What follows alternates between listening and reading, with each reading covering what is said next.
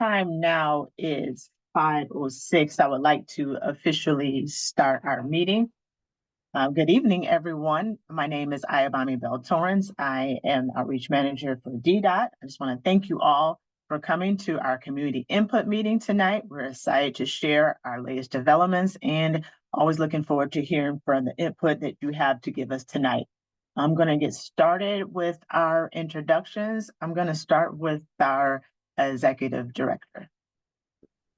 Thank you, Ms. Torrance. Good evening, everybody. Welcome to the community input meeting. My name is Michael Staley. I'm the interim executive director at the Detroit Department of Transportation. I will hand it off to Ms. Davis. Good evening. I am Stephanie Davis, Government Affairs Liaison for DDOT. I will pass it to our Chief of Staff, Micah. Good evening. My name is Michael Hood, and I am the Chief of Staff here at DDOT. I will pass it off to Mr. Patrick. Good evening, everybody. Steve Patrick, Executive Manager of Service Development and Scheduling. Thank you. Who can I pass it off to? There's Ricky. Oh, I'll pass it off to Ricky. Hi, I'm Ricky. I'm currently Capital Projects Manager 2 here at DDOT, and I'll be passing out to Ms. Tanisha Rowe. Good afternoon, Tanisha Roby, Assistant Director of Administration. I will pass it off to Mr. Holmes.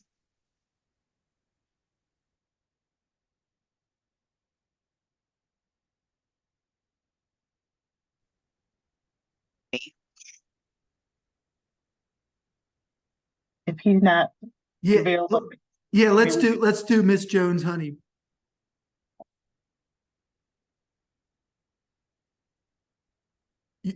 You're on mute. You're being muted. Hello, everyone. I'm Gabby Honey, the Safety Manager here at DDOT. And I will pass it off to Sharon Rambis. Good evening, everyone. My name is Sharon Rambis. I'm with the Office of Compliance. I'm DDOT ADA Coordinator, and I'll pass it off to Mr. Gio Joy.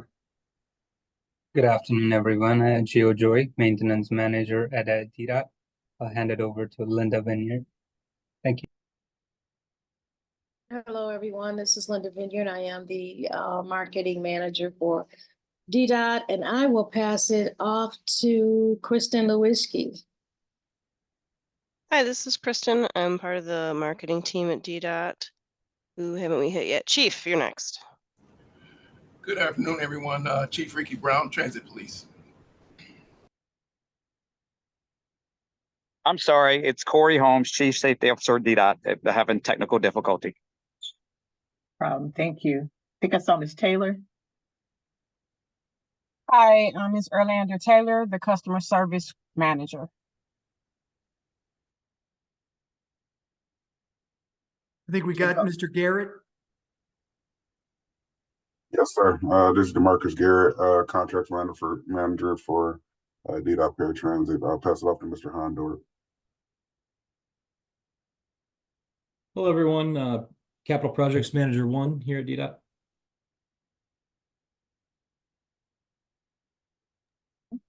Sorry, I'm not sure who we've gotten already. Did we do I saw his name, Mr. Golub? Yeah, I can do that. Dave Golub, Maintenance Manager here at DDOT. I also, Ayobami, I believe Nick Cardone is in the chat too, having trouble getting in. But I'll pass it over to Mr. Artie Square.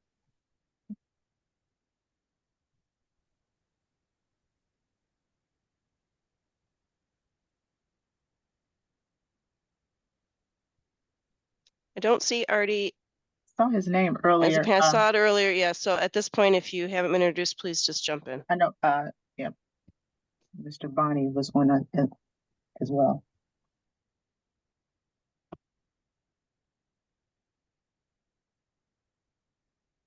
There's Mr. Cardone.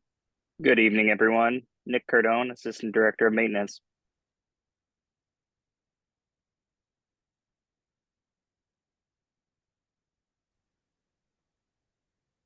Okay. If there is anyone else, especially anyone that was having technical difficulties earlier, please introduce yourself.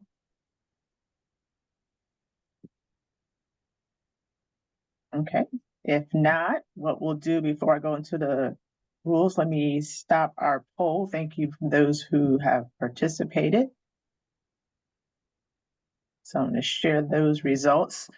So out of those attending today, like 52, more than half of you have checked out the Jason Hargrove Transit Center. So that's great. And we have 48% not yet. So hopefully after today, we can get those numbers up. But thank you all for participating in our pre-meeting poll. So with that, it's time now for our meeting rules, which are pretty simple.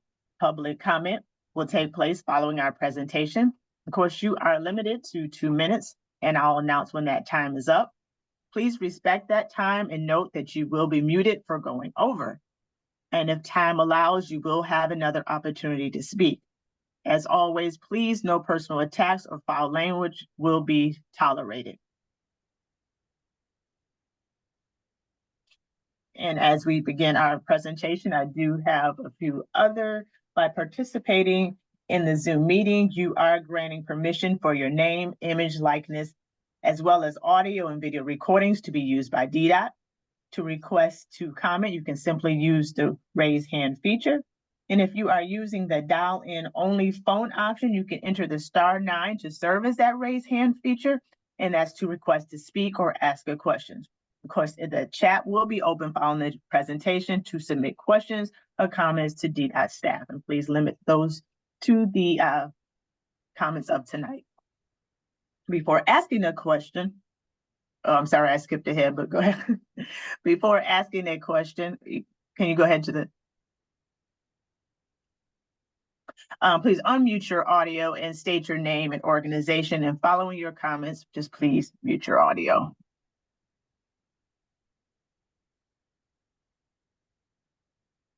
We're going to start with Jason Hargrove Transit Center. Again, that was our topic of tonight. So in case you missed it, it is open. The grand opening took place on Saturday, May 11th. There's one of our pictures, so we're excited to share that. And of course, before the grand opening, there were several events held when it comes to outreach. So we would like to give a special thanks to everyone who visited the outreach bus to learn more about the new transit center. Of course, additional details, including departure times, can be found online at detroitmi.gov/JHTC. And we would also like to give a special thanks to our transit advocates for their tireless efforts involving public transportation and helping to spread the word about DDOT latest developments. And of course, for news like this, the Jason Hargrove Center. So we just want to also give a special thanks to you all as well.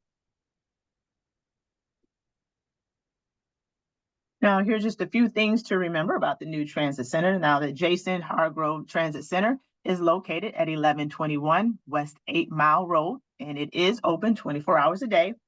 The transit center is patrolled by the Detroit Police Department. Now, the cashier office numbers are 313-833-9705 or 313-833-9715, and we'll have that in the chat later as well. DDOT is addressing feedback from the first week, and additional staff will continue to be available for customer assistance for another week. So we just thank you for your patience during this time. And that's just a look at the routes that are served by Jason Hargrove Transit Center, and we'll be talking more about that shortly.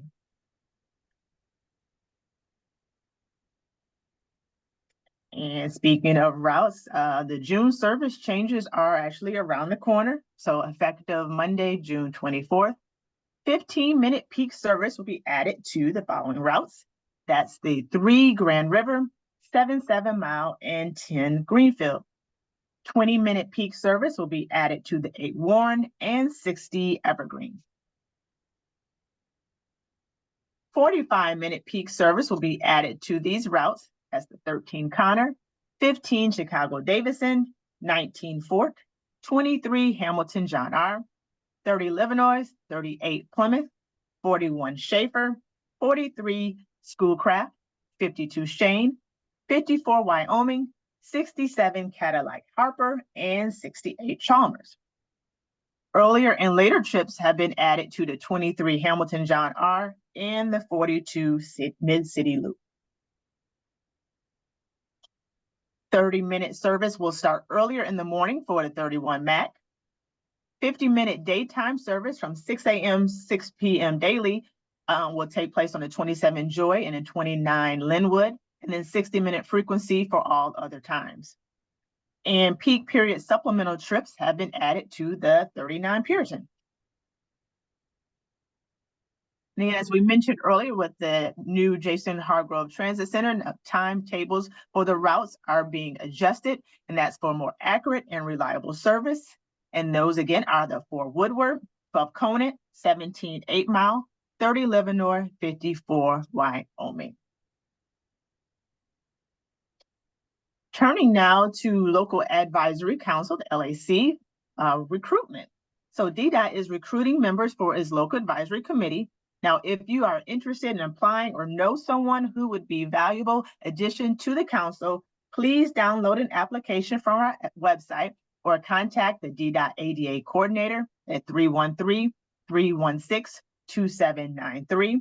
Completed applications should be emailed to title6@detroitmi.gov, or you can mail them to, that'll be attention, the Office of Compliance, 100 Mack Avenue, Detroit, Michigan, 48201. Again, that information will be made available online, and we'll also have some more information in the chat with the link for you tonight as well.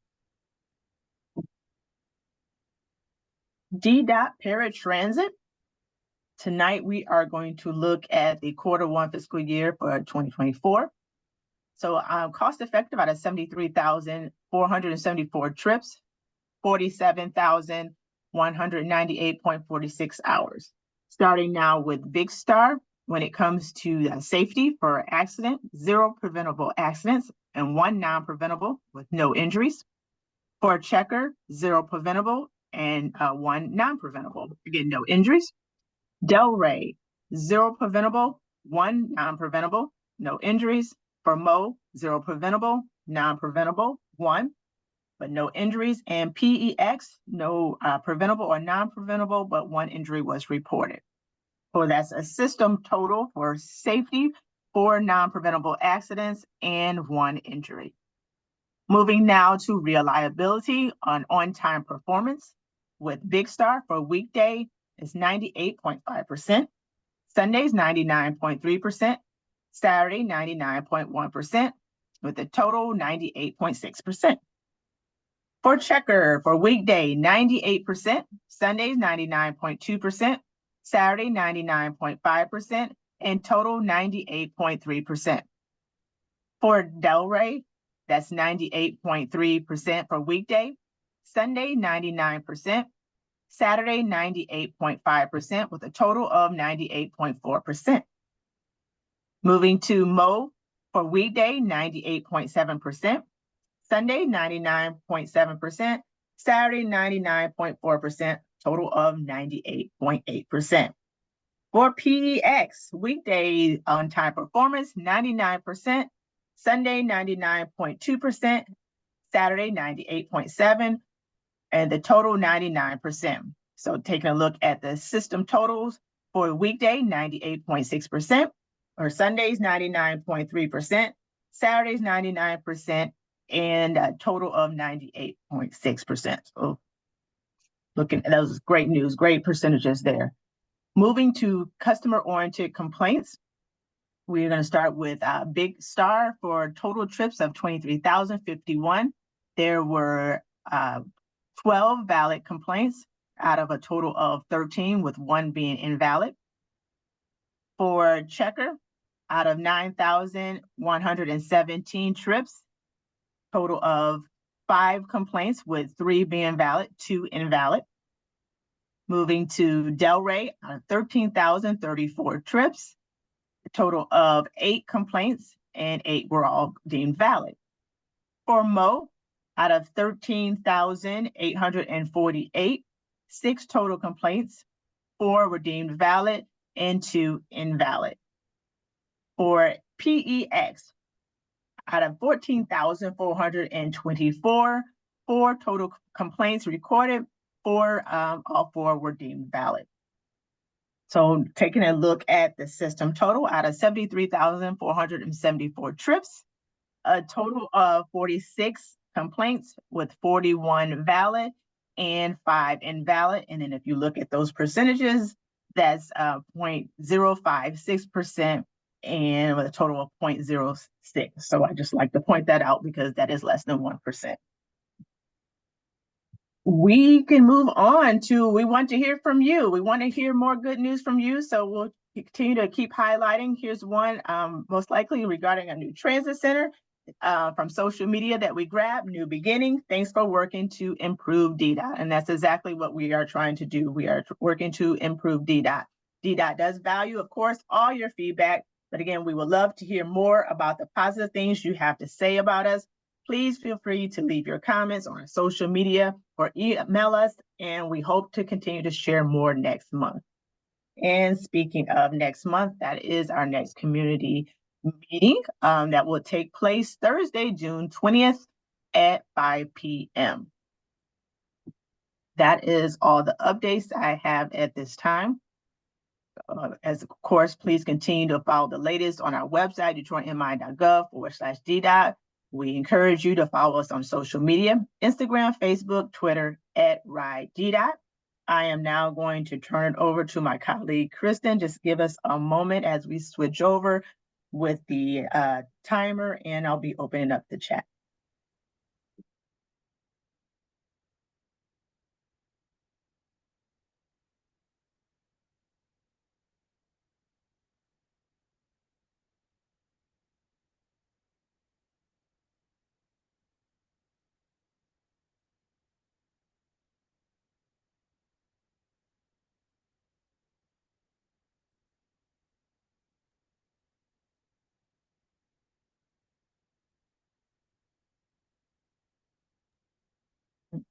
All right, Kristen, I'm all set on my end. Okay, great.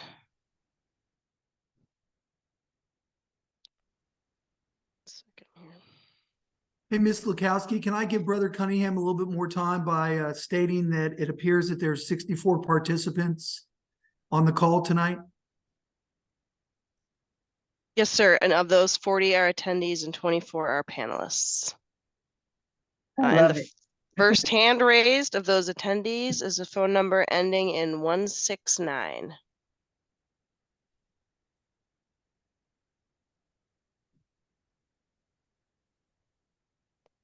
Phone number ending 169. Go ahead, make your comment.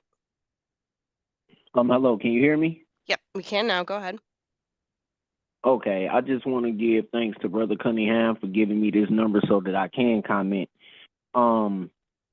The new bus line center is beautiful, and I hope to see those buses on time more. And they are still a little dirty with bugs, but I guess it's getting a little bit better. And I just want to say Brother Cunningham is doing an outstanding job with the Metro Detroit bus lines, and that's about it. Okay, great. Thanks for your comment. Thank you. Robert, yours is the next hand up. As soon as we get the clock reset. Go ahead. Why is it being, okay. There we go, Robert, you should be all set.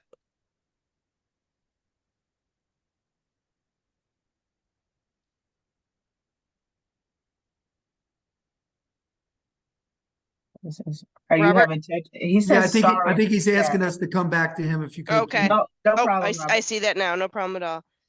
The next hand up then is a phone number ending in 825.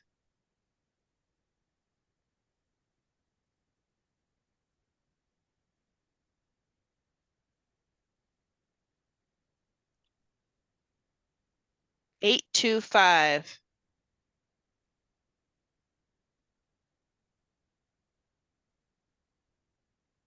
I can see you've unmuted. Can you make your comment?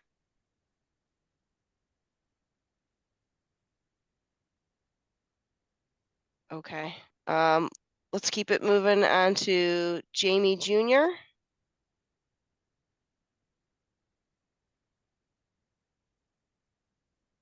Hello, can you hear me? Yep, we can hear you. Go ahead. Okay, thank you. Good evening, everybody. Hold on one moment. I'm gonna change that feedback. Got it.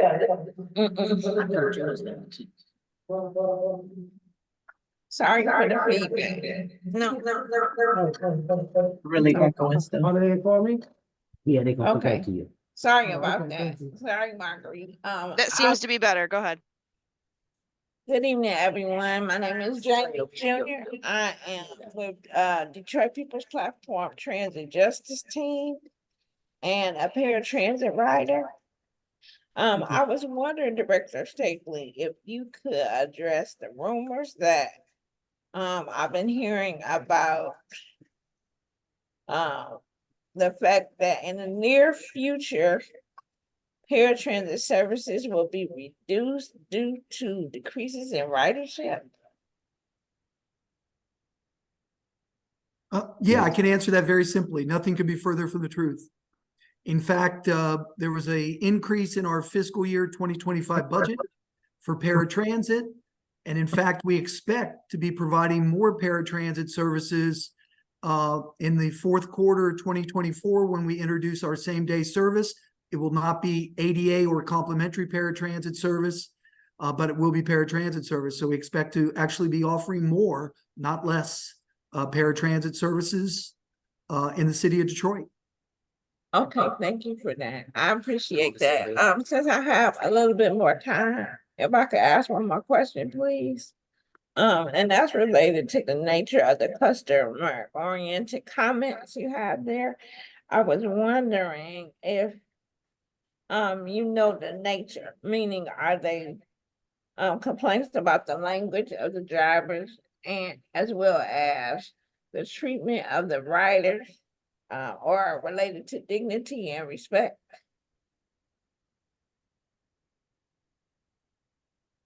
Miss Roby, I don't know if you want to talk about, I know you've been out of that role for a little bit.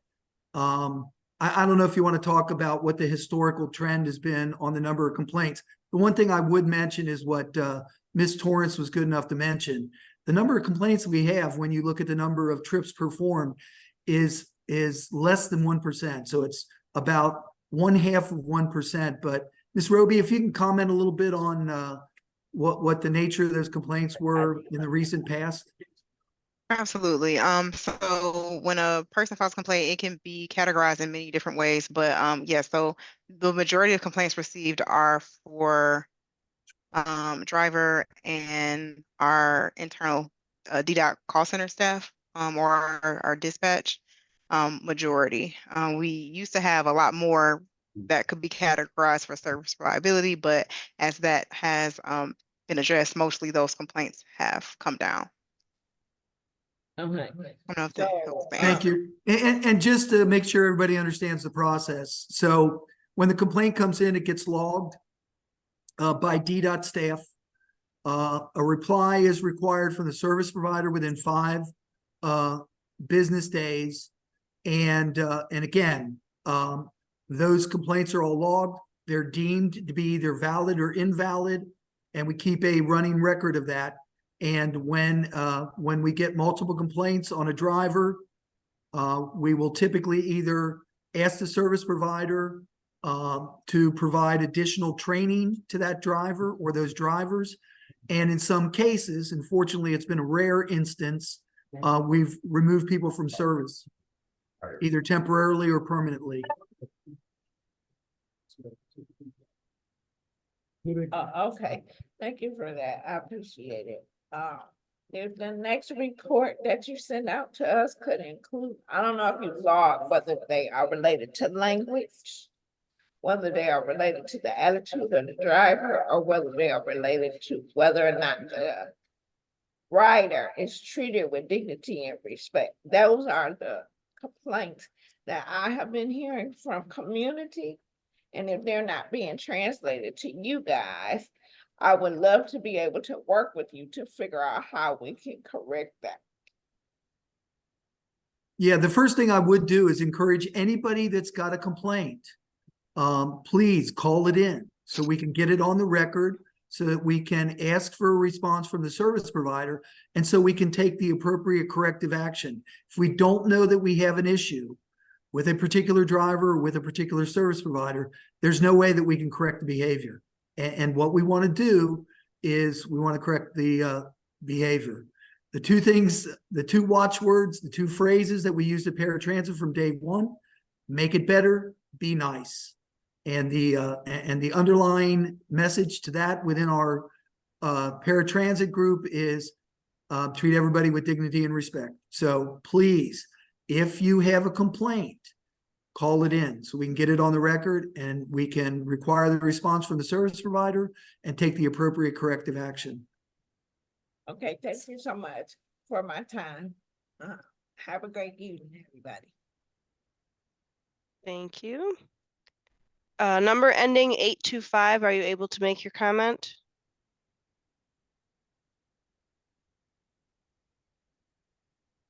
Okay. Then the next up is Renard.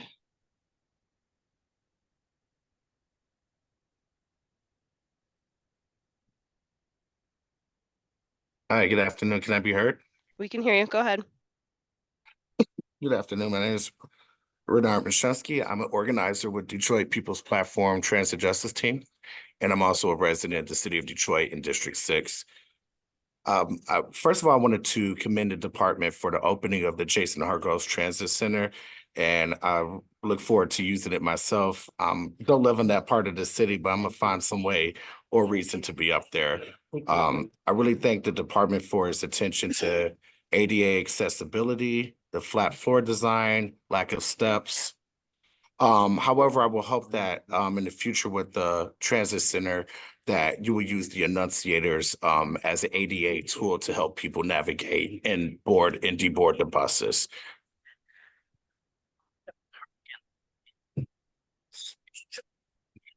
And the door that leads from the parking lot is a bit small or too short, so you might want to expand or consider that. That could be a barrier as well too.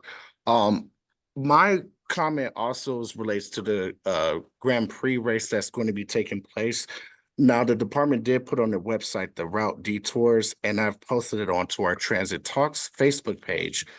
But I wanted to ask if y'all could make a visual of what the routes look like, or what do the detours actually physically look like, as you did with the NFL draft. Just so we can post that and print those flyers out and get them out to communities so people will know how to board the buses between May 19th to June 10th during the Grand Prix. We just want to make sure that the city is still accessible, even though we're now getting bigger. We're hosting these events that are national and international attention. We just want to make sure that our bus riders are still able to get around our city and also enjoy the events as well too. I don't know how much time I got, so I think that's apologize, it. Renard. It's like 5 seconds. For some reason, it's freezing. Can you hear me? The timer is going though. Okay, that was the gist of my concerns. I would just like the department to create those maps. We will certainly look at that. Absolutely. Great, thank you. Ms. Stewart, yours is the next hand up. And I'll try to reset it. So I'll let you know, but it's going on the other end. For some reason, it wasn't showing here.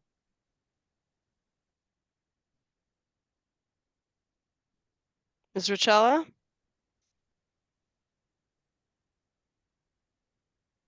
Hello, good evening, everybody. Director Staley, Obama, and the rest of the organization.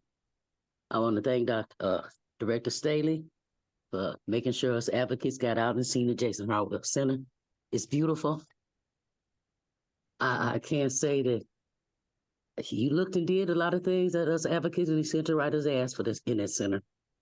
And I hope to see Rosa Parks looking just as good, because Rosa Parks is not up to what it should be with the person who is named after. I do want to say, just thank you for naming it Jason Hargroves. That in itself made me feel so proud to be a Detroiter, because we usually don't have them named after ordinary citizens. You know, it's usually somebody that's political figure or somebody that's well known. But Jason gave his service to this city during COVID and not even when it was COVID, and did it excellently. Came in with a happy face, proud to come out here and serve the people. So I'm so happy that you did that. But also, we know we got to get together and get more buses, equally friendly for buses here, because in a little while, some of these buses is going to be retiring, and we need buses to take their place, unless we won't have that efficient service as we're planning on getting with DDOT Reimagine. Other than that, I want to thank everybody for all that they do. And please, I'm going to still say last but not least, we need that low income fare for returning citizens, homeless, vets, and people at the 200% poverty. I know it's probably just me thinking, it probably never come to fruition, but I think it's very badly needed for 33% of this city that rides those buses that's not able to have cars to get to where they go. And I'm going to get off because I know my time is going off, and y'all all have a good evening. Thank you. Robert, are you able to make your comment? If not, the next one up is Samara. Good evening. May I be heard? Yep, go right ahead. Awesome. Yes, my name is Samara Hill. I'm a resident of District 6 here in Detroit, and I'm a part of the Detroit People's Platform Transit Justice Team. I think it's amazing that the Woodward number 4 will touch the Jason Hargrove Transit Center, but unfortunately, I can't say the same for the Rosa Parks Transit Center. And I wanted to know, are there any plans to have the Woodward bus touch the Rosa Parks Transit Center? The walk from Woodward to Rosa Parks is difficult for people who are injured or have, physical disabilities. And the NFL reroute showed that it could be done as it was before the Q line came along, and it will be great if that became a permanent change. And if there are no plans to have the Woodward touch Rosa Parks Transit Center, I'd like to know a good reason as to why. Thank you. Mr. Patrick, can you speak to that? Yeah, that's definitely a very legitimate request that we can look into. It was not part of the DDOT Reimagine plan, but it's still worth considering. And we are planning to run the Woodward bus more frequently, and we know that there's some buses that it does not intersect with directly. So it makes sense to have it intersect with more buses because we know it's a very popular route. Do you know enough about the history to comment on why the Woodward doesn't run through Rosa Parks? No, I couldn't say. Well, I wasn't here when it did. Okay. Yeah. Thank you. Thank you. Let's see, the next hand up is Stephen Howring. Thank you. Can I be heard? Yes, go right ahead. Thank you. So as most of you may know, I did believe about a couple weeks ago, Wayne County Executive Warren Evans announced he's working on a countywide transit millage. As most transit activists, we have a lot of definitely questions about it, but does anyone here in the administration for DDOT know if DDOT would get any money for it and how DDOT would benefit for it? Because I know that when Oakland County did their transit millage, I know some of the smaller providers independent from SMART got some money from it. And then I just really think if DDOT could get money from a countywide transit millage, I think we could definitely get a lot done, maybe even speed up DDOT Reimagined. And, another thing I want to mention is, the Jason Hargrove Center is great, and I'm really happy it's named after a citizen, especially one that really made an impact. I'm sick of so many parks and transit centers being named after politicians and stuff. I think this really makes this station stand up, and I really I'm proud of that. And I know Rosa Parks Transit Center was mentioned, and Rosa Parks Transit Center is in bad shape. Security is very rude, and there's really, the staff there is rude. People are like, see homeless people sleeping there. It's really, there needs to be a lot of work, because Jason Hargrove was like the opposite. The staff, security was nice. It was great. Thank you. Actually, if Mr. Staley, if you wanted me to mention, that is something that as an organization, as DDOT, what we're going to do is take a look at this summer at Rosa Parks. I think that, to Ms. Stewart, as well as your comments, hiring, that we do have some work to do when it comes to overall the efficiency of the facility, the amenities and modernization, as well as some of the accessibility concerns that have been brought up. So please look forward to this summer. We're going to be looking at it from a renovation perspective. Thank you, Mr. Yamakura. Thank you, Stephen. And the Chief Safety Officer, Corey Holmes, DDOT, regarding the security at Rosa Parks, we are partnering with DPD and also our transit police department to limit the number of issues. Also, we've partnered with the unsheltered response team to relocate some of the temporarily displaced people. Thank you, Mr. Holmes. The next hand up is Mr. Cunningham.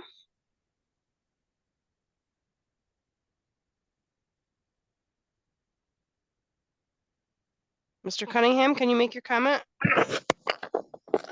Can you hear me without echo? Yep, we can hear you now. 313-444-9114, 313-444-9114, and on Facebook, Retroactive Fairness. I was glad to get some new voices to attend. I don't know if they're going to speak. Also, I wanted to know if there's any dignitaries or dignitary staffs, like council staff, here in the meeting. I was looking through the chat to see if I seen anything. Please excuse me. Renard Masinski, he did like a little hybrid of where we're eating pizza, chicken and pizza, and also enjoying the meeting. It's Miss Jamie Jr., Bruno, Miss Rochella, Mr. Verse, and of course Renard. So it's like a semi-hybrid going on. I walked out to the hall so it wouldn't be an echo. I like something that Mr. Larry Verse talked about.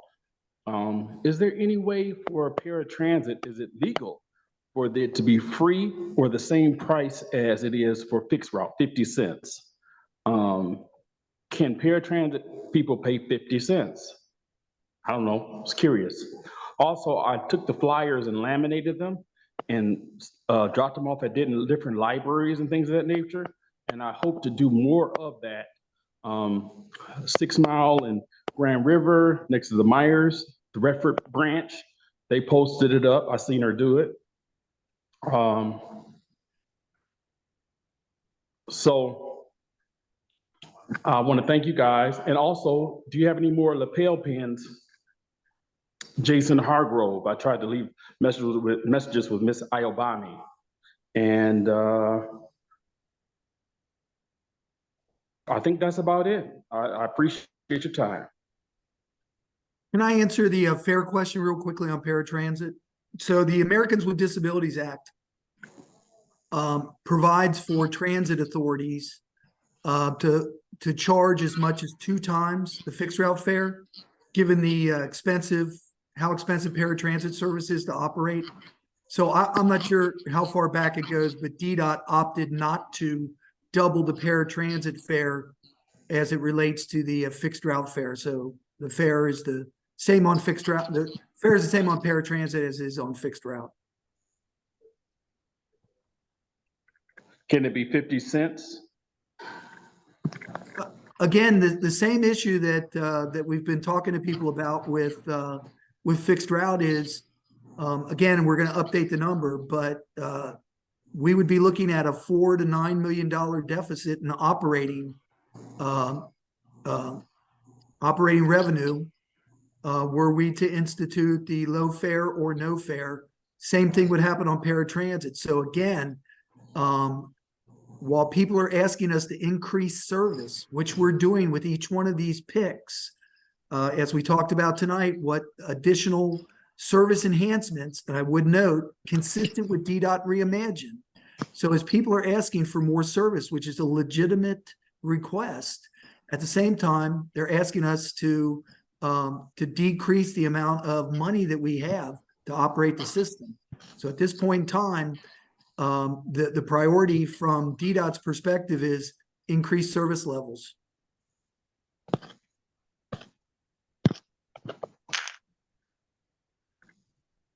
And thanks for letting us know how many people are in the meeting.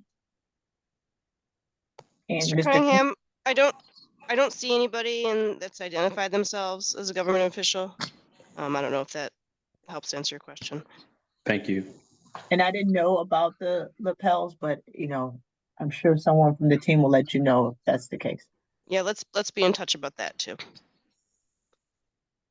Thank you. Robert, are you available to make your comment now? Yes, I am. Sorry about that. I was just actually riding transit. I just got off my bus, but good afternoon, good evening to all members of the public, board, and staff of DDOT. For those of you that don't know me, my name is Robert Plowski. I'm a longtime transit activist, and I'm also the vice chair for the Citizens Advisory Committee through the Regional Transit Authority. Again, I want to reiterate most of the comments here today from my colleagues, my friends, my fellow transit activists regarding Jason Hargrove Transit Center. First off, I'd like to thank the staff and the amazing public engagement they have done throughout the process of advertising Jason Hargrove, but actually listening to us and what we want to see improve for public transportation here in Detroit, especially naming the transit center after a longtime essential employee and advocate for transportation, Jason Hargrove. It is really appreciated, and it's very much dedicated to his family that you are able to honor him and his legacy for driving for the amount of years he's had with DDOT. So again, on behalf of myself, I'd like to say thank you for thinking of us and taking our concerns as us transit advocates to really put almost $1 billion towards a new transit center for all of the city of Detroit and Metro Detroit residents to use going forward into the future. One question I actually have, and it really strikes me, is I know you've had the amazing partnership with SMART to be able to have them come into the transit center, but my concern is the bays that we have. You currently have, let me pull up the number here, but you have 8, 9, 10, and 11. The bay numbers listed exactly for SMART buses to go in through those areas to drop off and pick up passengers. The one concern I have is most of the routes, you have 3 routes actually on each bay, especially the ones going through the facility. Is there explanation to that specifically? Because I don't know, SMART probably never requested that, but that's probably the room. But does anyone have any answers why SMART got the bays that they did, especially when this transit center opened? Robert, you saying you think they have too many bays or too few? Too few bays, in my opinion, especially where the fast buses are dropping off currently. They're dropping on the outskirts of the property. They're making an extra loop for no reason when they could come into the transit center, do a drop off on the other side, and then continue on to their route. Yeah. Well, most of, when all of this started, we spoke to SMART, and at the original State Fair Transit Center, I believe they had 3 bays. So giving them a 4th one allowed them to bring some of the routes inside that were like the Woodward locals that were that didn't come into the old State Fair. But and they're using the side area to lay over. But for our routes, though, we are planning to increase the frequency of our routes with DDOT Reimagined. So it would make it a lot harder for our routes to share bays with each other. So our routes all have their distinct bays, and also most of them are laying over in the bays. So that's how this was designed, and SMART seems okay with was laying over on the side, their layovers are a lot longer than ours. Yeah, Thank you and for that. if I can add to that, Mr. Patrick, I've been out there every morning and I begin my day at Jason Hargrove. I end my day at Jason Hargrove, with the exception of one day where I didn't end my day at Jason Hargrove. I've not seen an issue. Smart buses are able to lay up on the west side of Jason Hargrove, between Jason Hargrove and Meyer. There's not been an issue with stacking at those bays. And I don't mean to sound territorial, but it's a DDOT facility. You did not sound territorial at all. I understand what you're saying. My only concern was just the frequency times because of how they're laid out. There's a potential that they might have to change frequency times, but thank God. Thank you for the clarification on that. And again, I appreciate you. And Mr. Patrick, I'd love to stay in touch with you on any Jason Hargrove related stuff, any ideas I may have. But again, the DDOT staff, thank you so much for all that you've done to pull this off and the amount of time that you've had to open it. And, you know, a lot of people are going to be excited to use this facility. One more thing, I am also interested in the lapel pins. So if marketing could stay in touch with me on that, that'd be great. And again, thank you so much for your time. One other thing I want to mention very quickly, Mr. Patrick, working with safety and training and with capital projects, sent out an advisory to SMART today. So we knew that we were going to have to do some refinements in the first week, maybe the first 2 weeks of operation at Jason Hargrove. So we sent out an advisory today to SMART to help the flow of buses through Jason Hargrove. So we'll hope that that's to good effect. Amazing. Thank you for the clarification, Mr. Staley. Great. Phone number ending 825. You are still on deck. If you can't make your comment yet, Larry Verse, you are next. Come on, unmute. May I be heard? Yeah, we can hear you now. Go right ahead, sir. Okay, thank you. And of course, I'm appreciative of things the DDOT has done. And I mirror the comments about the Hargrove Center. However, I do have some reservations about some other things. One of the things that bothers me, although generally I'll speak about fixed line issues, I have a problem with the paratransit setup. It seems extremely faulty to me. And maybe it's just my mind, but it seems almost criminal that companies should be paid tens of millions of dollars to transport people around, yet the people that they're transporting have to pay more than the people who ride the fixed route. I mean, that is utterly ridiculous. And if they were riding a bus, they would get it for 50 cents. So why is the company receiving their 11 or 19 million? And the other part is, when there is a problem in a disciplinary issue, what can DDOT actually do? Request the company to do so and so? Can it actually take direct action?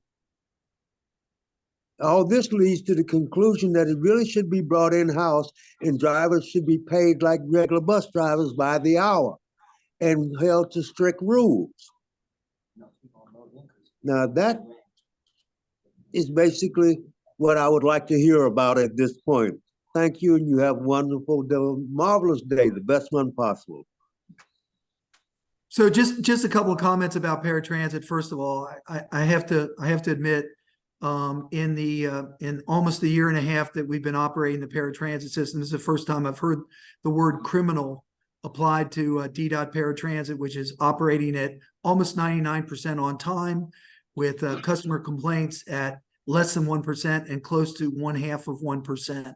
Just to clarify a couple of things, DDOT actually in this hybrid model where we control reservation, scheduling, dispatch, customer service, and eligibility certification, has what I think in almost 40 years of doing paratransit, the best of all possible models, particularly from a cost-effective point of view.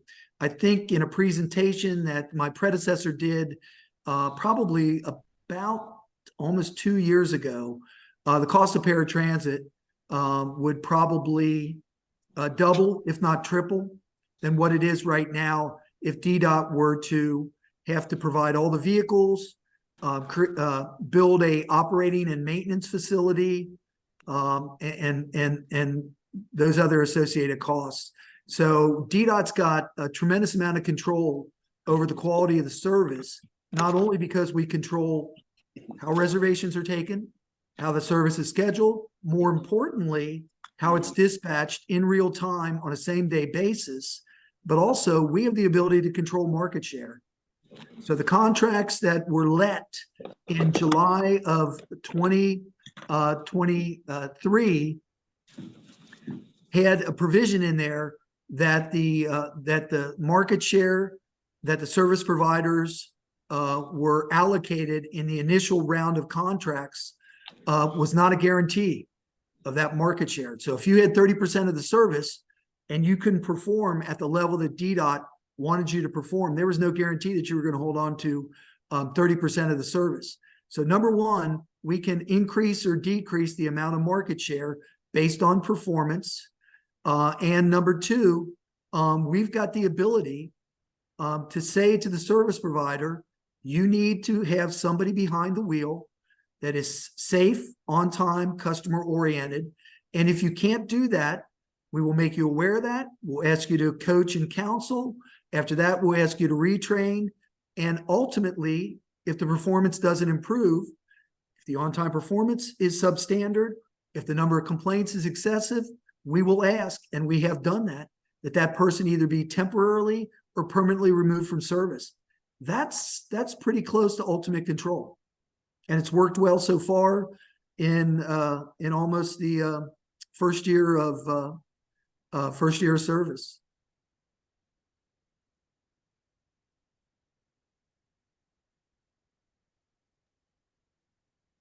Thank you, That's Mr. Verse. not the initial question. The initial question is the amount that the people who are riding have to pay. Why should they have to pay more than they would on a fixed route ride? Because of the cost of paratransit and because of the Americans with Disabilities Act allows transit authorities to charge up to 2 times the rate for the fare on paratransit as it does on fixed route.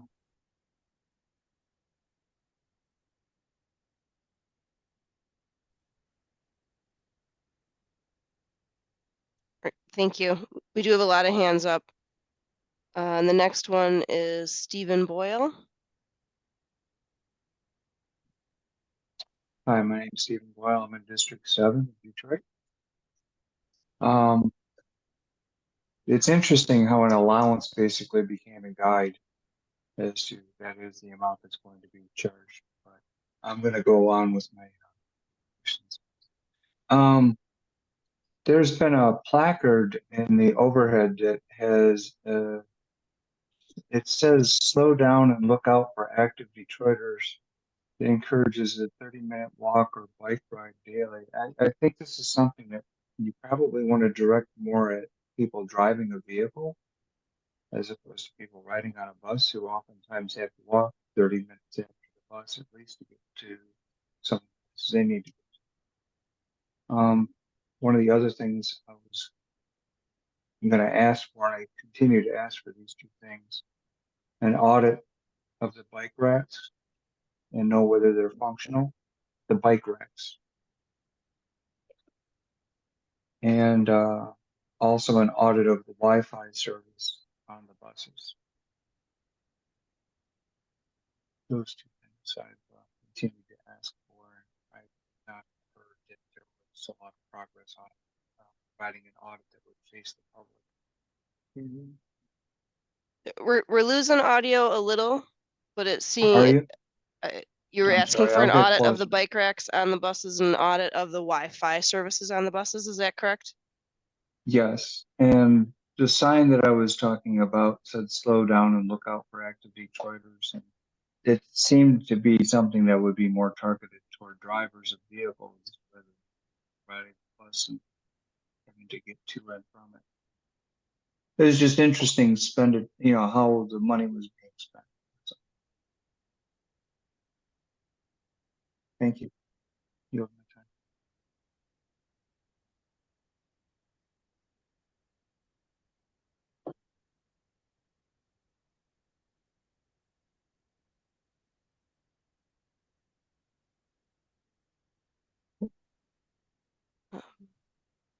Okay, if we don't have any feedback on that,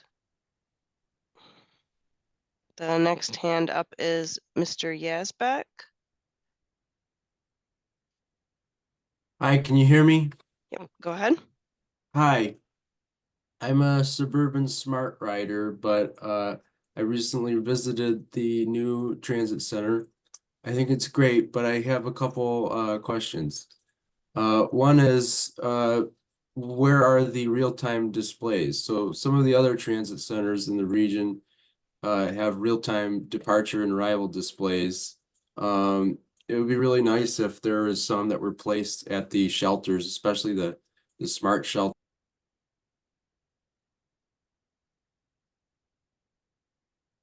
I apologize. I think that was a glitch on my end. Can you?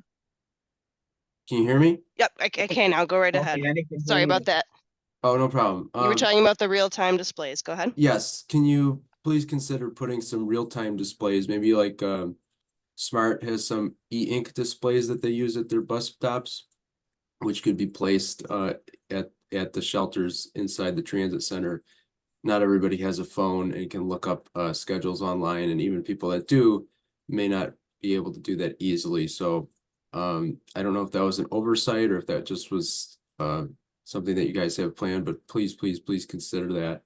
And also maybe see if the installation of heaters in some of the shelters outside could be a possibility. Because it's an open air transit center, and while it's spring now, I don't know how it's going to be in winter. So just a couple questions that I hope you guys can answer. Thanks. Yep, I can address those, Mr. Staley, if you'd like. So the information displays, we are looking to have those within the next 6 to 8 months.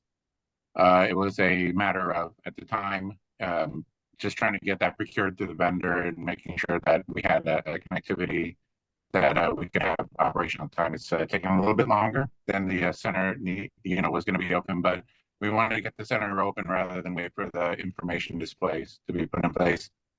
Second part about the heaters, it's a good question. There's a lot of infrastructure that runs through the building. Heaters on an individual basis, along with the electricity goes in it. It's a little bit of a challenge that we're close with. Something that we have on the table. We just have to consider the amount of infrastructure that goes into having heaters, because it is not only just the shelters. Shelters are hard to heat just on a like a localized basis. It's also a lot to try to heat the interior of the structure. So we're still working out the viability of that. But yeah, do look forward to the information displays. We have them on the way. We're just getting them to the final stages. Thanks for the answer. Yep, phenomenal. Thank you. Mr. Graff, you're next.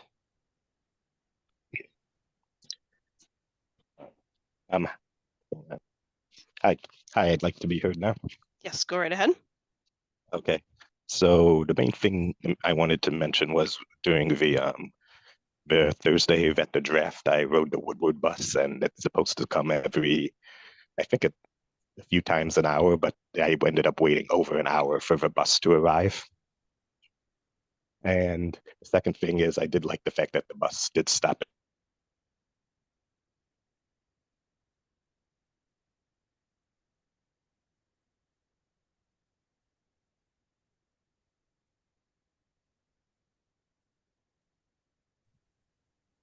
I think we might have lost the second Okay, part of your I'm comment. starting to question whether it was my end or not. Okay, so it did drop.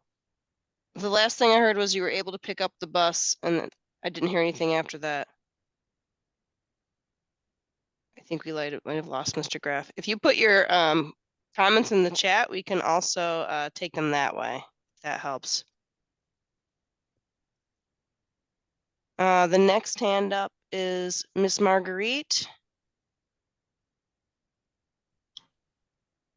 Good evening.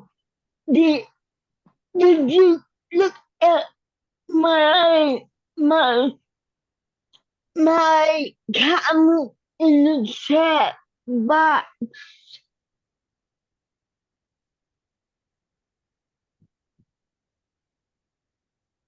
I thought one was addressed by Ms. Hood. Was there another one? Yes, it is. Okay, let's see. Regard to door-to-door paratransit cost? Yes, I think that so. one, and two more above that one. As far as the interpreter, it might be on your end, Ms. Marguerite, because they are spotlighted. So you might have to adjust your screen to gallery maybe. Because they are showing and they have control. So they're spotlighting when, and especially when the screen's not being shared, you should see now. Was there one other one? Yes, it is. Kristen, do you see it? There's a lot in the chat right now. Are you talking about the Chase building? Yes, that one too. Okay, because I thought that was the one. Okay, Ms. Hood said that we will look into that technology. Thank you for sharing. Are you talking, is it like a towel, like you wave your hand under it and the door opens? Yes. Okay. That would be good for Rosa Parks Transit Center and this designer transit center.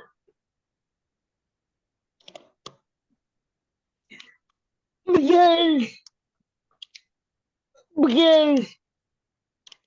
I found out that it was more easier to open up and there is another issue about the door. What Millard was talking about is it's too narrow because if somebody with an oversized palantir or an oversized manual chair will not be able to fit through the doors. And I heard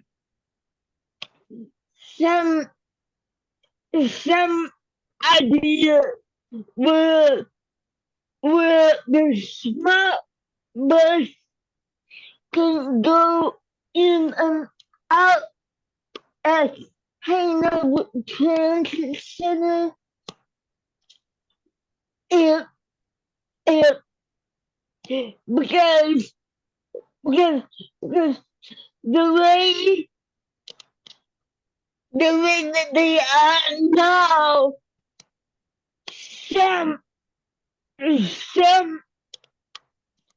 people who have mobility issues will not be able to walk that distance to get from a smart bus pickup over to the bus pickup. And it goes both ways. So why not have a specific spot for all smart buses and go in and out the drop off point and the pickup point for that it could be a lot easier for the public to be able to get where they need to go. And one more thing about the budget cut.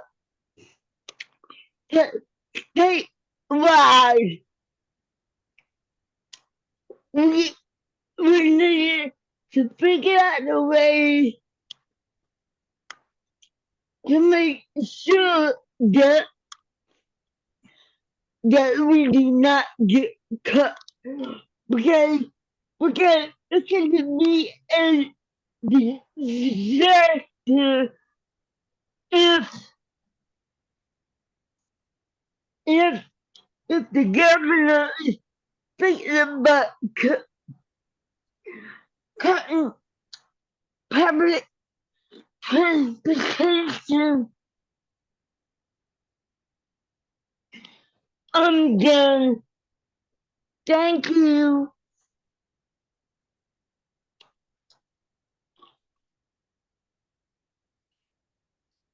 Thank you, Ms. Marguerite. Welcome. Well, first off, I can take a look at the doorway. I think that was one of the first concerns. Mr. Staley, I can report back to you about what I find. We'll take a look at it from a holistic basis, and talk about it from there. And Ms. Lukowski, I'm not sure what the question was about door-to-door service. Yes. It was paratransit. She was asking about paratransit. No, I understand it was paratransit, but I think there was a question in the chat. Can somebody tell me what it was?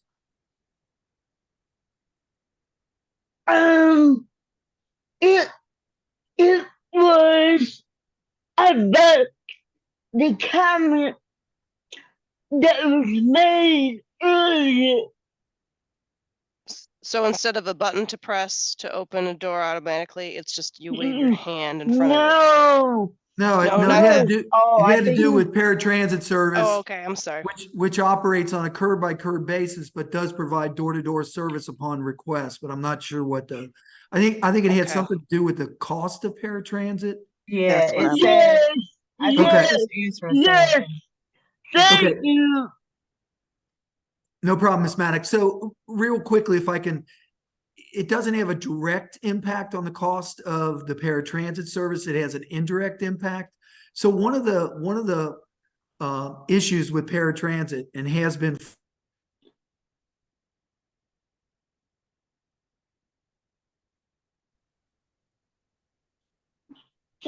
I'm sorry. So one of the challenges in paratransit is it's inherently a unproductive mode of transportation. So if you look at the number of passengers, obviously, that can be carried on a fixed route bus over the course of an hour, and you look at the number of paratransit riders that can be transported over the course of an hour by a single bus on an individual route, you can see that right now what we're doing on DDOT paratransit, and it's not unusual throughout the industry, is we're doing about 1.5 trips per hour. And so the indirect cost of door-to-door service is obviously it takes more time to deliver that service as opposed to curb-to-curb service. So again, the balancing act that always takes place in every paratransit system I've ever been at is which one? On-time performance, productivity. Which one? On-time performance or productivity? So we've tried to strike the balance, and I think we've done a pretty good job because we're running at 98, 99% on time and about 1.5 trips per hour. But again, that there's a cost to that low productivity or comparatively low productivity on paratransit. We're paying the service providers, it's public knowledge, $67.26 per revenue hour. If you do the math, that equates to a little over, I think it's about $44 a trip. So it's an expensive service to operate. And again, the balancing act, as it's always been since 1997, when every transit authority that was receiving federal funding had to implement the requirements of the ADA was how do you strike the right balance between trips per hour and on-time performance? I think we've done a pretty good job in Detroit over the last, I stated earlier, a year, but really the last almost year and a half.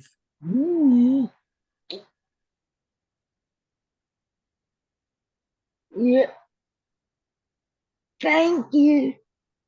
Yes, ma'am. Thank you. Kathy Schneider, yours is the next hand up. Hi, can you hear us?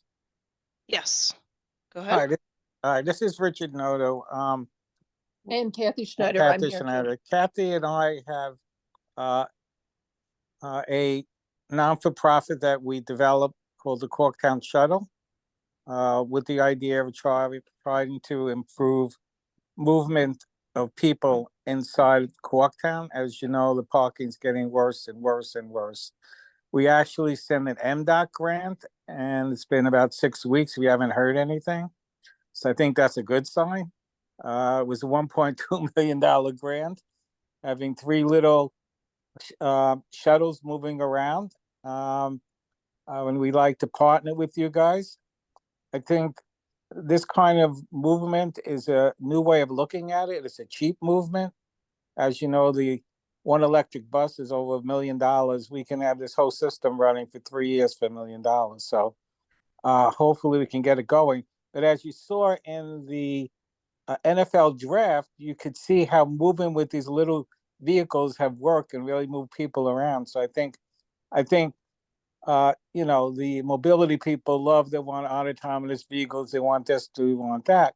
But I think we also need to think about the last mile and look at a cheaper way of doing it. And these vehicles would do that.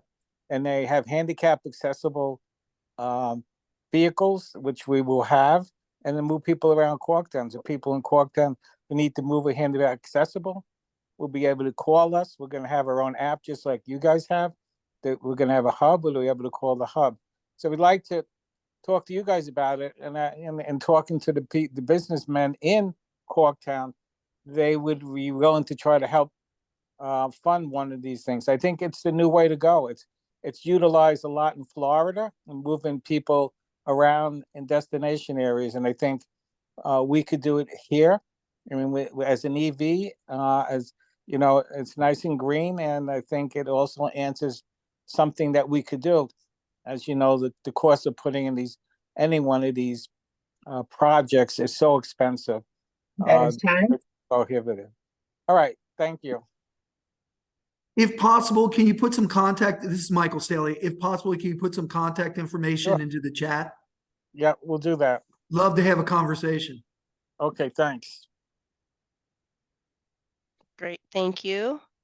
Mr. Foster, your hand is up next. Good evening. Can you hear me? I can. Go ahead with your comment. All right. First thing, I just wanted to call up and say that I'm glad about the transit center named after Mr. Hargrove as well. I believe that he should be remembered as a public service, giving his life to public service. Although it was COVID, he had a dispute with a citizen. And so I'm going to talk about some opportunities here. We have a new director, a new transit center, brings the opportunity to bring new culture and new perspective. And so this is an opportunity for both community and government to find ways to work together here in the name of Mr. Hargrove. And I don't want that to be undermined. He lost his life in a dispute with a fellow citizen. Okay, and so we as citizens have to find ways to work together with the staff, and staff have to find ways to make better solutions for our community.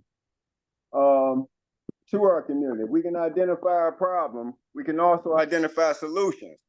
So with every problem that we bring, let's start trying to bring some solutions there. Might not be the best, the only, but it's a start. Okay. And so just a few other things. Mr. Staley, I think he's been doing pretty good since he's been in there. I'll be down in city council all the time. I know they absolutely support the DDOT and a lot of the changes that's going on here. Just want to encourage everybody to keep it up as a veteran, a combat veteran who understands that homelessness takes up a good portion of our veterans take up a good portion of our homeless population, I would candidly ask for maybe a free fare for veterans at some point if we can afford it or keep it in a loop. But let's find ways to work together as a community and make a better society for everybody. Appreciate everything, and Mr. Cunningham. Thank you, sir.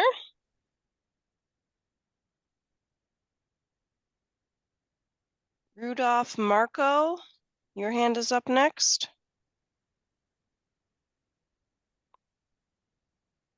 Good evening. Hello, go ahead with your comment. Yep. Okay. I noticed that virtually every concern, every comment has been passenger oriented, which makes sense. But me being a retired bus driver, I think it's important that the driver's concerns be also integrated into any conversation that's going to improve transportation. I did leave a comment in the chat, and just briefly, since I don't have a lot of time, it just had to do with in trying to develop on-time service and the frequency of buses operating on a given line, that the times at the end of the line can't be ignored when it comes to operators' need to perform certain human activities, and to maintain the dignity of a driver through allowing them enough time to either go to the restroom or to find some reasonable opportunity to eat, or just get up and stretch their legs. And sometimes you need to shake off some of the stress that you might have picked up over the course of a given trip. Requires some time. And I'm just hoping that as some of these things are reimagined, that's not an oversight. I know that in my 29 years of driving, we had more time when I first started than we did towards the end of that time. And it's a disservice to the public. If you want happier employees, which will cut down on those numbers of complaints I see you're getting, and just a better environment, looking out for the driver is essential. Thank you. Thank you. A couple of quick comments on that. I am so glad that comment was made to remind us not to lose focus on our.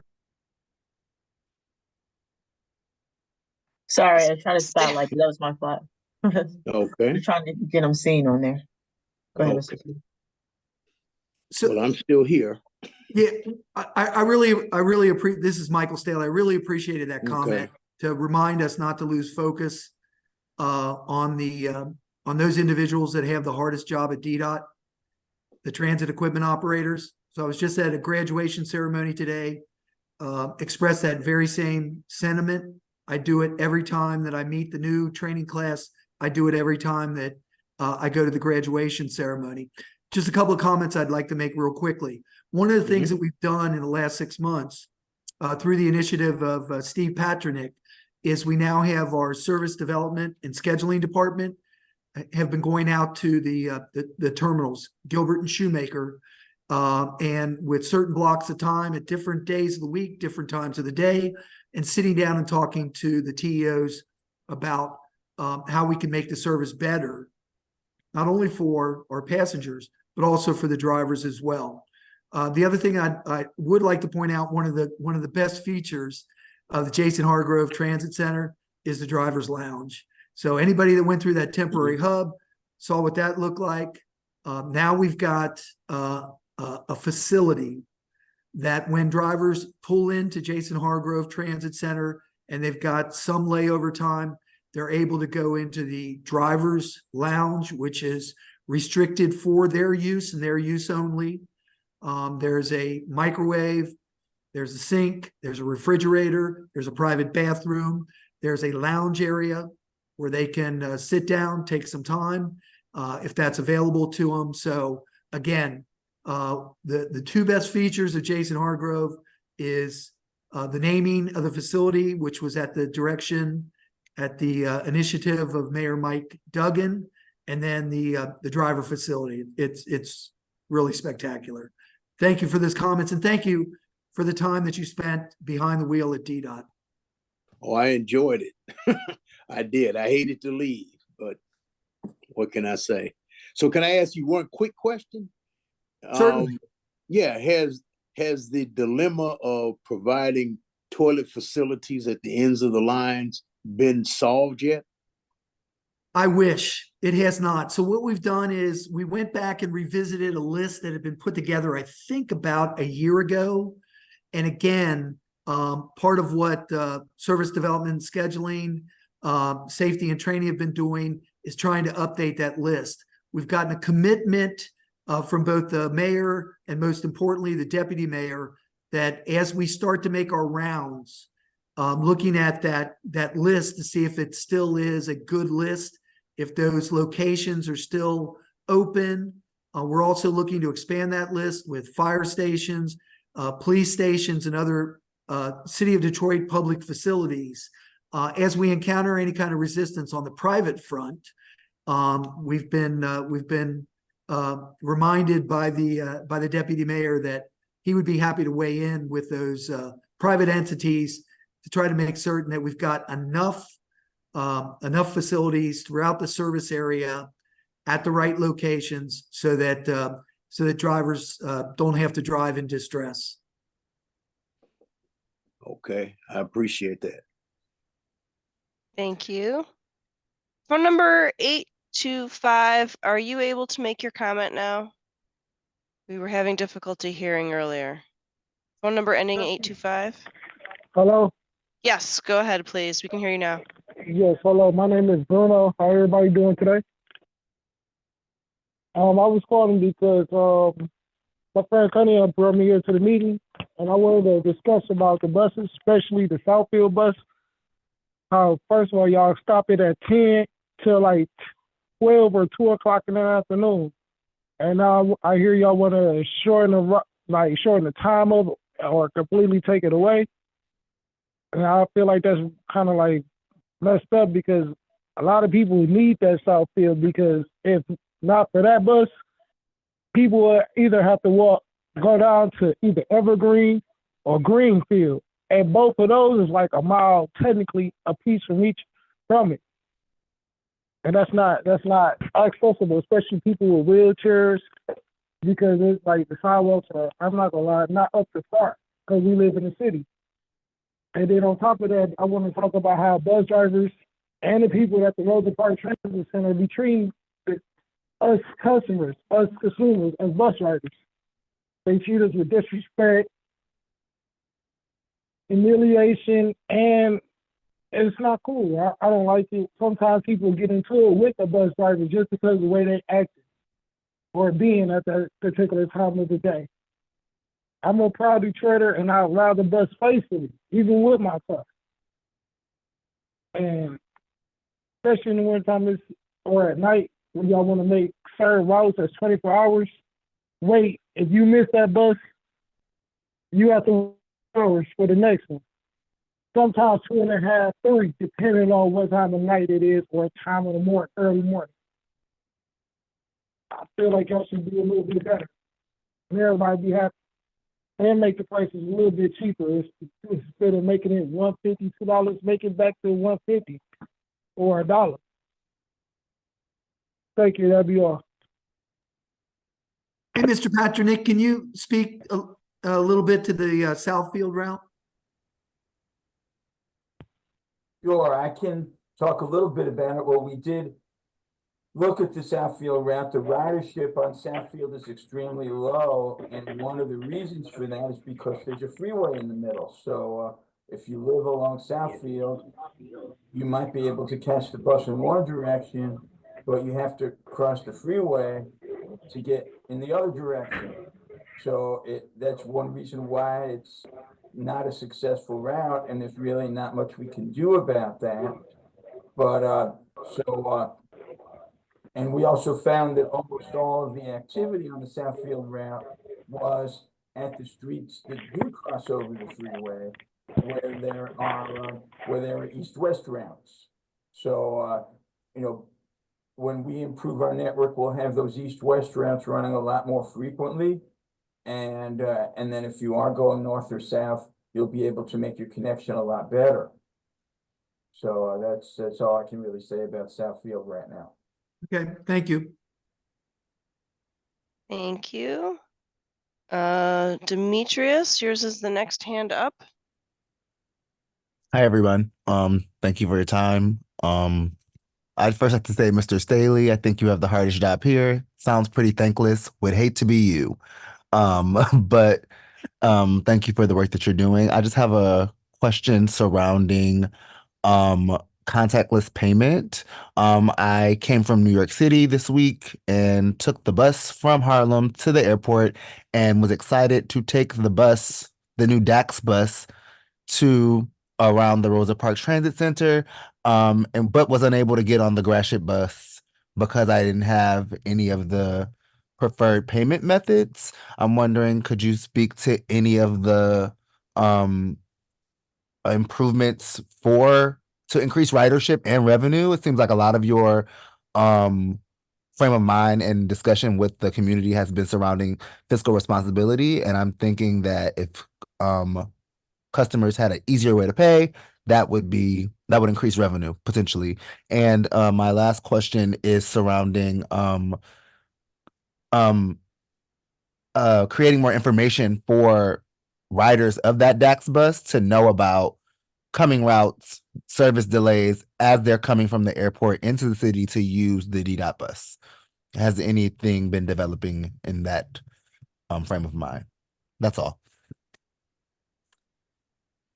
Can anybody talk about any things that we're looking at as it relates to method of payment on the fixed route service?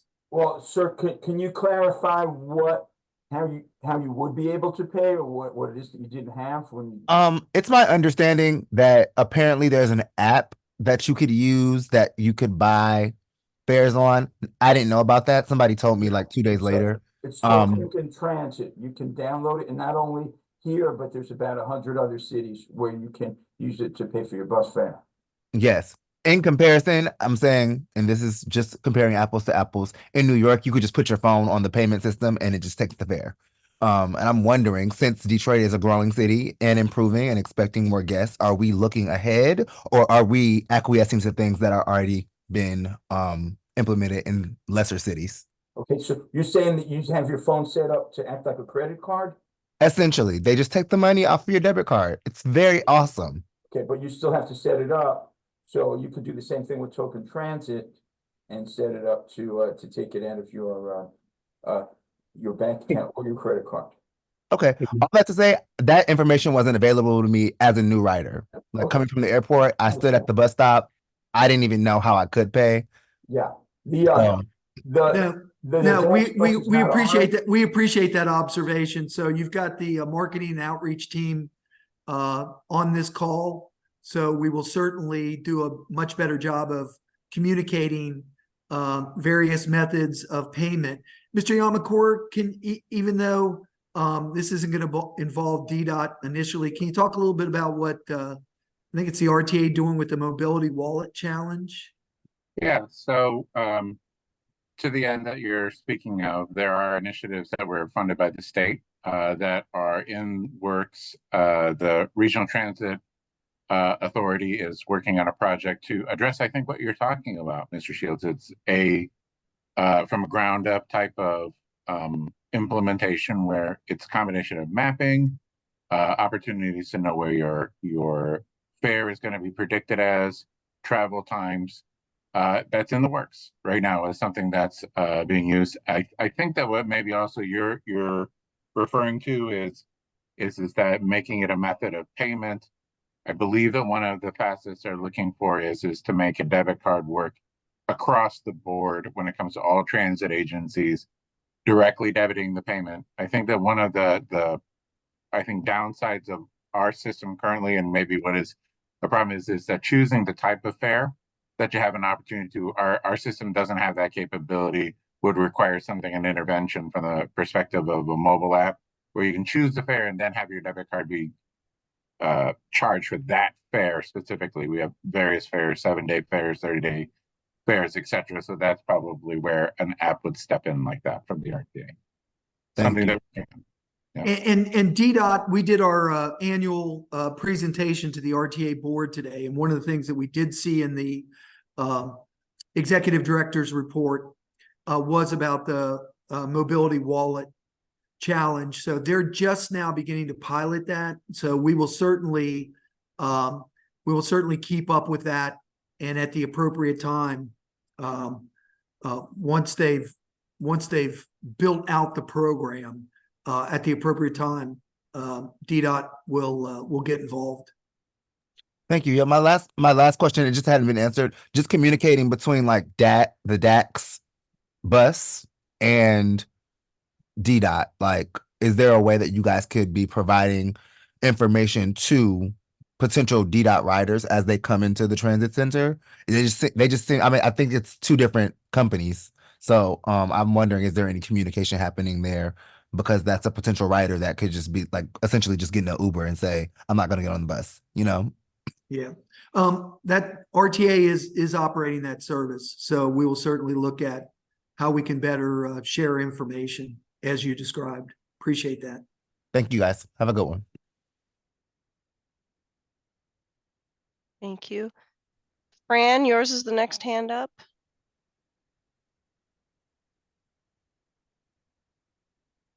Fran Billingsley.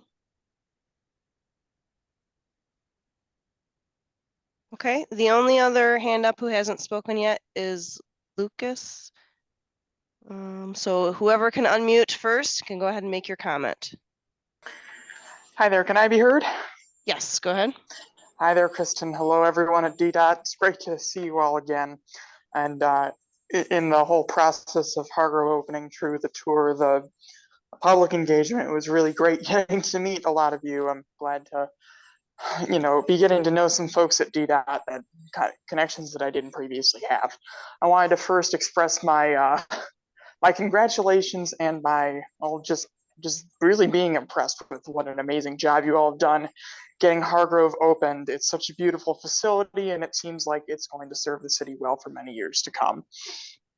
I do have, I know that there are definitely some problems with it, but that's to be expected for a new facility. However, there are a couple of operational issues that I'd like to address with DDOT staff, but that can be done online, either with Mr. Yamakura, with Mr. Patronik, or Mr. Hondorp, whomever you think it would be best to address those issues with. You can let me know in the chat which one would be best. But the other thing too is, while I echo the appreciation that the center was named after Jason Hargrove, a man who died for his city, who had a life of public service and definitely deserves the admiration and the legacy provided by naming the transit center after him, I found an unfortunate realization today about other aspects of his remembrance. I attempted to visit his gravesite today at a cemetery out in the suburbs and found that he does not actually have a headstone at that cemetery, which I think is not really fitting for a man of his service to the city. I know it's not DDOT's responsibility to make that happen, but I was wondering if anyone at DDOT would be interested in trying to find a solution to right that wrong in his story.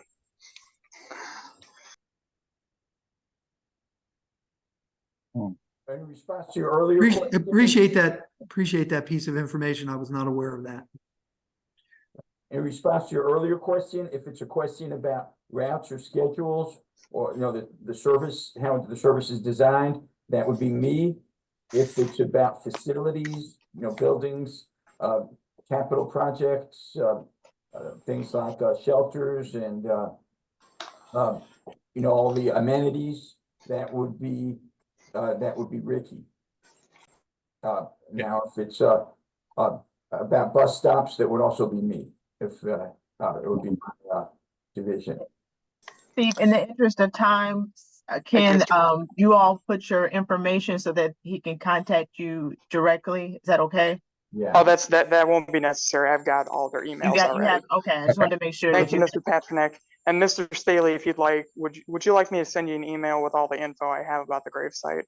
Yeah, for please further do. discussion? Yeah, Sounds good. please do. My pleasure. Thank you so much. Thank you. Okay, great. Fran, are you able to make your comment? I don't see Fran unmuting, and that is the last hand up who hasn't made a comment yet. Fran, if you can put your comments in the chat, if you'd still like to make your comment, we can also address your concerns after the meeting as well. Ayobami? thank you. Mr. Staley, would you like to close us out? And then, like I said, we will address those who weren't able to, we will save the chat and all that good stuff. Thank you. I would indeed. Thank you for the opportunity. Again, thanks to everybody for their participation tonight. We can more readily solve problems if we know about the particulars. And so your feedback is critical in that effort, because what we're about is a continuous quality improvement effort. I would be remiss if I did not send out a number of thank yous. First of all, to everybody that came out on Saturday for the grand opening, thank you. It was great having you there. It's good to see many people that I've heard of, that I've talked with, but never met in person. Appreciate that. The transit advocates coming out on the tour, that was much appreciated. All the input. We do have a things to do list. The good news is it is extensive. The even better news is that they are relatively minor fixes that we have in place. Marketing and outreach, as always, did a spectacular job on the launch on Saturday with the goodie bags, with the swag, with their presence, whatever. All the divisions at DDOT that has provided coverage on the ground during the first week of service. We will continue that for another week, and we will reassess at the end of next week. But just so everybody knows, we have what we call DDOT transit ambassadors on the ground. So as a bus pulls into the bay, the ambassador should be approaching the bus, making sure that everybody knows how to navigate the system. Wanted to make sure that in the initial phase, until we got into a regular flow, that navigational issues would be to a minimum. Last but not least, Mr. Yamakura has not asked for paternity leave, but he is entitled to it. So Mr. Yamakura was at the Jason Hargrove Transit Center from inception through birth. He did a yeoman's work. I'm not sure how much sleep he got in the week leading up to the opening of the Jason Hargrove Transit Center, but not only is the final product spectacular, he worked very closely with Jason Dyer, who also did a spectacular job with the construction company Ideal. But Mr. Yamakura, I'm sure, lost a number of years off his life. But thanks to everybody that came out. Thanks to all the employees at DDOT that have supported the opening, marketing and outreach. You do it the way you do it. And Mr. Yamakura, we'll talk about that paternity leave. Thanks, everybody. Thank you, Mr. Staley. Thank you, everyone.